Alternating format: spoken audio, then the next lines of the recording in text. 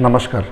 नवरात्रों के समय पास में और आप लोग भी तैयारी कर रहे होंगे, लॉकडाउन बेशक हो पर भक्ति भाव को कहाँ हम दबा पाते हैं अपने, और दबाना भी नहीं चाहिए। अपितु भगवती की विशेष कृपा हो इस लॉकडाउन के उपरांत तो उभरने के लिए हमें इसके लिए विशेष प्रार्थना करनी चाहिए। आइए नवरात्रों को देखते हुए हम कलश स्थापना की बात को आज हम आगे लाते हैं। कलश स्थापना कैसे किया जाए इसके बारे में हम बात करेंगे। दोस्तों, मैं हूं पंडित रवि शास्त्री, आप देख रहे हैं एस्ट्रो कथा व्यास रवि, आपका प्रिय यूट्यूब चैनल यानी कि AKVR। दोस्तों, जैसे नवरात्र पास में तो कलश स्थापना के लिए बहुत सारा सामान आपको नहीं चाहिए, बहुत कम सामान में आप लोग कलश स्थापना कर सकते हैं। उसके लिए आपको क्या चाहिए? सबसे पहले नीचे बिछाने के लिए रेत 1 या 1.25 किलो या पीली मिट्टी छान कर भी आप प्रयोग कर सकते हैं। और नौरते अगर आपको अच्छे चाहिए तो रेत में ही आप कलश स्थापना करें, है ना, शुद्ध रेत छान लीजिएगा। और उसके लिए करीब 1 किलो करीब रेत, 250 ग्राम करीब जौ को 1 रात पहले ही भिगो दीजिएगा, है ना। और क्या बोलते हैं, उसके ऊपर थोड़ा सा आटा अष्टदल बनाने के लिए। उसके बाद क्या करना है, एक कलश और कलावा लगाना, लपेटना है उसमें। कलश में आप पीतल, मिट्टी, है ना, तांबा किसी का भी ले सकते हैं। और उसके ऊपर एक और कलश छोटा, है ना, जिसकी टोंटी निकली होती है, करवा बोलते हैं जिसको, वो भी किसी भी धातु का हो सकता है। और गंगा जल चाहिए आपको चाहिए आम के या पंचपल्लव, आम के पत्ते या पंचपल्लव। आपको चाहिए एक कच्चा नारियल पानी वाला, साथ ही साथ चाहिए आपको 1.25 मीटर करीब लाल कपड़ा और एक चाहिए नारियल। बस इसी सामान तो कलश के, है ना। आगे बढ़ते हैं तो हमें पूजन के लिए लगभग एक साइज सामान चाहिए। उसके बाद जो आपको और ज़रूरत पड़ेगी, भगवती की स्थापना कर रहे हैं तो भगवती का तस्वीर, उसके नीचे पटरा या चौकी बिछाना है ना। और साथ ही साथ भगवती के लिए एक सुंदर सी चुन्नी और भगवती के लिए श्रृंगार का सामान। और उसके बाद रोली, कलावा, चावल, फूल, फल, मिठाई, धूप, दीपक, बस इतनी सी चीज़ों से हम लोग कलश स्थापना कर सकते हैं। आइए क्रम की ओर बढ़ते हैं। सबसे पहले हमें गणेश जी की स्थापना करनी होती है। गणेश जी की स्थापना के लिए आप पीली मिट्टी के डले को भी आप गणेश जी का स्वरूप मान सकते हैं। घर पे जो आपके गणेश लक्ष्मी जो होते हैं उनमें से भी गणेश जी का हम पूजन कर सकते हैं। गणेश, कलश और देवी, 3 का विशेष रूप से नवरात्रों में हमें पूजन किया जाता है। विशेष रूप से ब्राह्मण देवता होते हैं तो नवग्रह भी बनाकर उसका पूजन करते हैं, परंतु यदि नहीं तो आप लोगों को विधान पूरा नहीं हो पाएगा। इसलिए जो मुख्य आप कर पाओगे उसी के बारे में ही मैं आप चर्चा करूँगा। दोस्तों, सर्वप्रथम हमें भगवान गणपति जी की स्थापना करके उनका पूजन करना है ना। सर्वप्रथम आपने ऐसे भगवती को स्थापित कर दिया, कलश का सारा सामान रख लिया जैसे पूर्व में मैंने बताया। अब आपको भगवती के सम्मुख आपका मुंह पूर्व में पड़े ऐसे बैठ जाना है ना। चौकी आपकी सजी हुई है और ऐसा करते हैं तो कलश स्थापना का पहला चरण आपने पूरा कर लिया। और पूजन का क्रम मैं आपको बताने जा रहा हूँ। पूजन के लिए सर्वप्रथम हमें गणेश पूजन करना होगा। उससे पूर्व में आपको पूर्व की ओर मुँह करके बैठ जाना है और आपके पास जलपात्र होना चाहिए, धूप, दीपक आपके पास होना चाहिए। घी का दीपक आप बनाइए इसमें। और उसके बाद रोली, कलावा, चावल, है ना, यह भी आपके पास होना चाहिए। ठीक है, रोली, कलावा, चावल, फूल, फल, मिठाई और श्रृंगार सामान, पान, है ना, 3 पान मिनिमम चाहिए आपको गणेश जी के लिए, कलश के लिए, देवी जी के लिए। लौंग, इलायची, सुपारी, यानी कि 1 पान पे 2 लौंग, 1 इलायची, 1 सुपारी के हिसाब से, अर्थात 3 सुपारी, 6 लौंग और 3 ही इलायची आपको आवश्यकता पड़ेगी। और उसके बाद आवश्यकता पड़ेगी आपको दक्षिणा। बस इसी चीज़ से हम लोग पूजन करेंगे। और थोड़े से दुर्वा की भी आवश्यकता पड़ेगी, दूब घास जिसको बोलते हैं, उसकी भी आपको आवश्यकता पड़ेगी। तो आइए पूजन को प्रारंभ करें। कहाँ से शुरू करते हैं? आप भगवती के सम्मुख बैठ गए पूर्व की ओर मुँह करके, तो सर्वप्रथम बैठते ही आपको अपने ऊपर थोड़ा सा जल का छींटा लगाना है। 1 लोटे में आपके पास जल है ही, उसमें 1 चम्मच भी डाल दीजिएगा। उसके बाद लेफ्ट हैंड से राइट हैंड में जल डालना है। ओम केशवाय नमः, ओम नारायणाय नमः, ओम माधवाय नमः, ऐसा करके जल पी लीजिएगा। फिर हाथ धो के हस्तों प्रक्षाल्य ऋषिकेशाय नमः करते हुए जल हाथ धो लीजिएगा। क्रम को आगे बढ़ाते हैं दोस्तों, और हाथ जोड़ के भगवान गणपति जी का ध्यान कर लीजिएगा और उनसे हाथ में फूल, जल, चावल, दक्षिणा, 1 फूल, थोड़ा सा जल, थोड़ा चावल और दक्षिणा, यह रख के भगवती के सामने भगवान गणेश जी से प्रार्थना कीजिए कि आज मैं कलश स्थापना कर रहा हूँ। नवरात्रों का अखंड ज्योत भी मैं जलाने का प्रयास करूँगा। अंतिम में कन्या अलंकार जब तक नहीं होते या जब तक हम लोग पूर्ण रूप से समापन नहीं करते तब तक निरंतर आप हमारे घर पर वास करें, ऐसा कहकर आप संकल्पित करें। और यह जो भी आपके हाथ में सामान है गणेश जी के सामने छोड़ दें। और यह तो हो गया आपका संकल्प। उसके बाद आइए भगवान गणपति जी का पूर्व पूजन करेंगे। पूजन के लिए सर्वप्रथम एक फूल लेकर आवाहनम समर्पयामि बोलते हुए गणेश जी के पास छोड़ दें। ये आपने आवाहन कर लिया कि आइए गणपति जी हमारे घर में निवास कीजिए। और उसके बाद आसन के निमित्त भी थोड़े से अक्षत या फूल यानी कि चावल या फूल ये छोड़ देंगे आप गणेश जी के लिए। और उसके बाद 3 बार जल चढ़ाना है। ठीक है, समझ में आती है, बहुत ईजी विधान बता रहा हूँ। ये 3 बार जल स्नान है ना, आचमन सर्वांग स्नान, इस तरीके से 3 बार। उसके बाद वस्त्र कलावा चढ़ाना है। कलावे के बाद रोली से तिलक करना है, छींटा लगाना है गणेश जी को।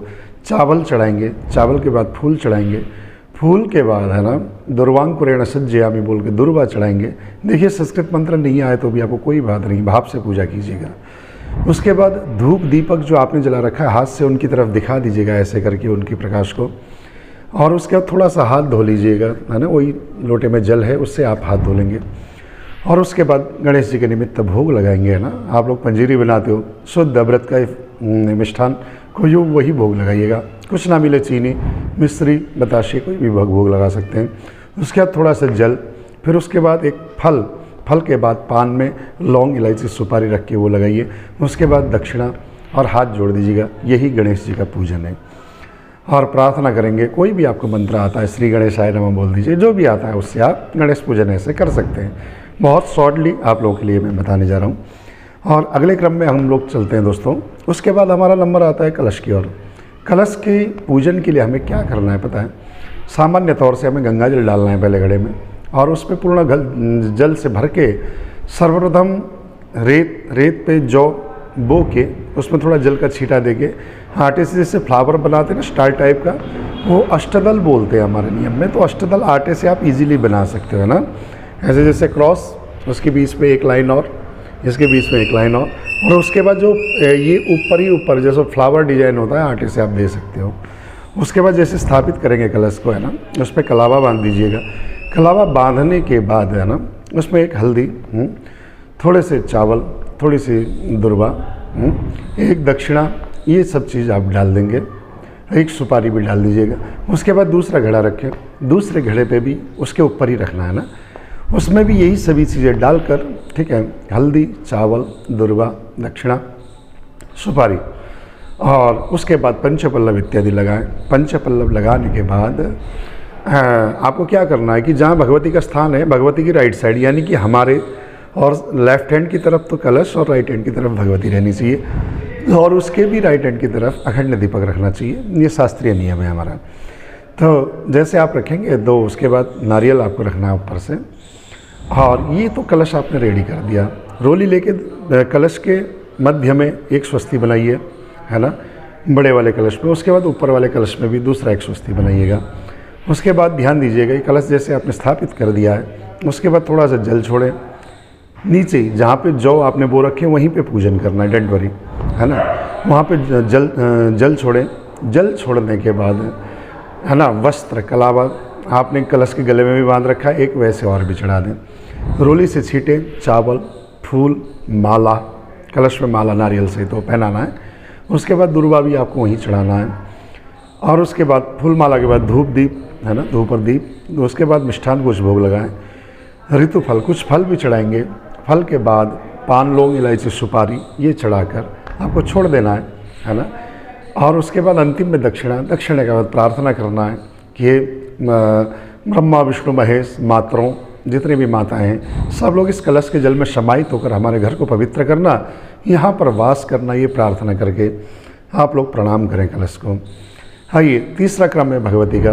भगवती स्थापना तक की बात यहाँ पे बताऊँगा, फिर अगला क्रम अगले वीडियो में लेंगे, क्योंकि वीडियो बहुत लंबा होता है इसलिए हम काम की बातें ही ज़्यादा कर रहे हैं। ठीक है, तो भगवती स्थापना के लिए शुद्ध आपने पटरा बिछा लिया, चौकी बिछा ली, है ना। गणेश जी के बैक साइड में यानी कि सामने भगवती की चौकी आपको स्थापित करनी है।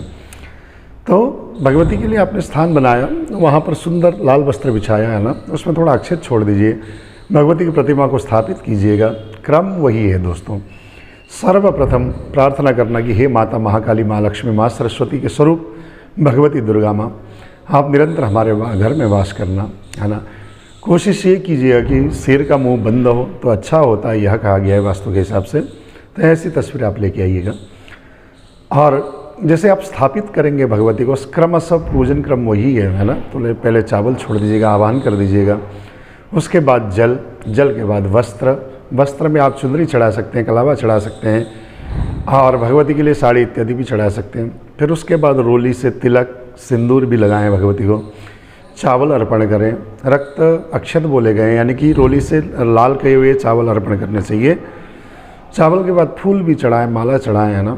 उसके बाद श्रृंगार इत्यादि होने के बाद धूप दीप इत्यादि अर्पण करें। लाल फूल का श्रृंगार भगवती को बहुत पसंद है।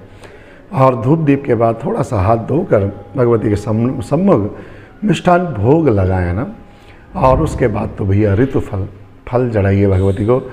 फल के बाद पान, लौंग, इलायची, सुपारी जरूर चढ़ाइए। उसके बाद भैया दक्षिणा चढ़ाएं। आप चाहे तो श्रीफल, नारियल एक्स्ट्रा चढ़ा सकते हैं। और भगवती से प्रार्थना करें कि निरंतर हमारे घर में वास करें। यही बहुत सामान्य क्रम है ना, जो आप इजीली कर सकते हो।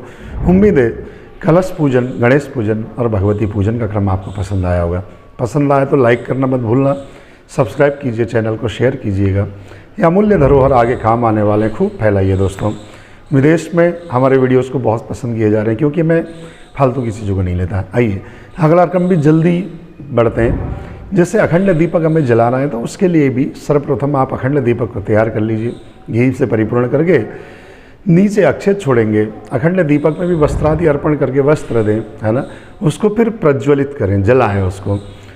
आज नीचे आसन के लिए अक्षत, उसके बाद थोड़ा सा जल लेके घुमा दीजिएगा और प्रार्थना करें कि हे अखंड दीपक, आप निरंतर, है ना, हम ज्वालामाई के स्वरूप में हो, तो अखंड अग्नि हमारे घर की सब अपवित्रता को भी भस्म कर देती है। तो इसी परिप्रेक्ष्य में हम आपकी स्थापना कर रहे हैं। हमारे घर के हर अंधकार को, अज्ञान रूपी अंधकार हो, दरिद्रता रूपी अंधकार हो, लड़ाई झगड़े रूपी अंधकार हो, कैसे भी अंधकार हो, उन सब अंधकार को आप दूर कर देना। ऐसा कि अगर अखंड दीपक से ही प्रार्थना करें और ऐसे प्रार्थना करते हैं, तो फिर उसके बाद पूजन का क्रम भी थोड़ा सा रोली के छींटे वही क्रम हुई है, दीपक के साइड में कीजिएगा। चावल, फूल, है ना, धूप दीपक दूसरा जो जल रहा है वो दिखाएंगे। मिष्ठान, है ना, मिष्ठान थोड़ा साइड में ही चढ़ाइएगा, है ना। उसके बाद फल, दक्षिणा और एक फूल लेके प्रार्थना करके फूल भी दीपक के पास में छोड़ दीजिएगा। अंतिम में 2 लौंग, फूल वाले साबुत लौंग आप दीपक के अंदर डाल दीजिए और यहीं पे प्रार्थना कीजिएगा। यहीं पर दीपक की स्थापना है। उसके बाद आपको एक चीज़ और बता रहा हूँ बहुत जल्दी, है ना। उत्तर भारत में जोत करने की प्रथा है। उसके लिए क्या करना है आपको, जितने घर परिवार में जितने भी सदस्य हैं पहले तो काउंट कीजिएगा, उतने ही बतासे। पहली बात तो, है ना, जैसे 10 जने तो 10 ही बतासे, और 10 जने तो एक जने के 2-2 के हिसाब से लौंग, ठीक है, वो थोड़ा सा कपूर, ये और गाय का उपला, है ना, गाय के गोबर का उपला, यह तैयार कीजिएगा। एक मिट्टी का पात्र या हवन कुंड छोटे से मिलते हैं बाज़ार में, वो ला के उसमें हम जोत करने की प्रथा भी करते हैं।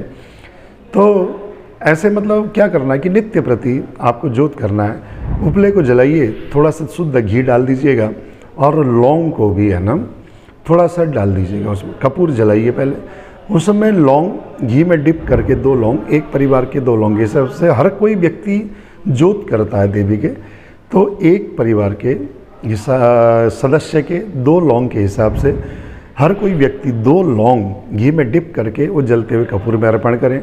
बाद में वह बतासा भी या चीनी मिश्री जो भी मिले वो भी थोड़ा सा घी में टच करके वो भी अर्पण कर दें।